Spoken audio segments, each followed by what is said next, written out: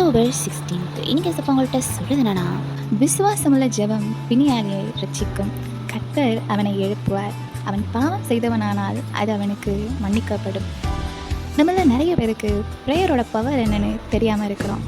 சில பேர் நல்ல ப்ரேயர் பண்ணுவாங்க, ஆனால் ஏசப்பாவை முழு மனதோடு விசுவாசித்து ஜெபம் பண்ணுறாங்களான்னு கேட்டால் இல்லை. பிகாஸ் ஒன்ஸ் அவங்க ரொம்ப விசுவாசமாக ஜெபம் பண்ணிகிட்டு இருந்திருப்பாங்க. பட் அதற்கேற்ற பதில் கிடைக்காததுனால ஸ்பிரிச்சுவலி அண்ட் எமோஷ்னலி ரொம்பவே வீக்காக இருப்பாங்க. ஆனால் ஏசப்பா என்ன சொல்கிறாங்க தெரியுமா? உங்களுடைய விசுவாசமுள்ள ஜெபம் தான் உங்களை ரட்சிக்கும். அவர் உங்களை எழுப்புவார், உங்கள் பாவங்களையும் மன்னிப்பார். சில சமயம் ஹீலிங்கிறது நம்ம உடம்புல ஏற்படுகிற நோய்களுக்கு மட்டும் இல்லை, நம்ம இருதயத்தில் இருக்கிற காயங்களுக்கும் ஹீலிங் தேவைப்படுது. மேபி உங்கள் மனசுக்குள்ளே வெளியே சொல்ல முடியாத நிறைய பெயின் இருக்கலாம். அதனால் நீங்கள் ரொம்ப உடைஞ்சு போயிருக்கலாம். பட் நீங்கள் ஏசப்பா கிட்ட விசுவாசமாக ஜெபம் பண்ணால் அவர் உங்களை ரட்சிப்பார். ஒருவேளை நீங்கள் பாவத்தில் தீராத நோயில் தோல்விகள்னு விழுந்து போய் கிடக்கலாம். பட் டோன்ட் வரி, அவர் உங்களை மீண்டும் எழுப்புவார். அப்போது உங்கள் பாவங்களும் கூட உங்களுக்கு மன்னிக்கப்படும்.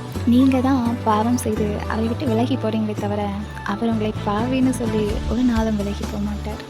அவர் உங்கள்கிட்ட எதிர்பார்க்குறது எல்லாம் ஒரு கடுகளவு விசுவாசம் மட்டும்தான். அந்த ஒரு சின்ன விசுவாசத்தில் உங்கள் வாழ்க்கையை மாறிடும். The moment you pray in faith, your story starts to change. Have a blessed day.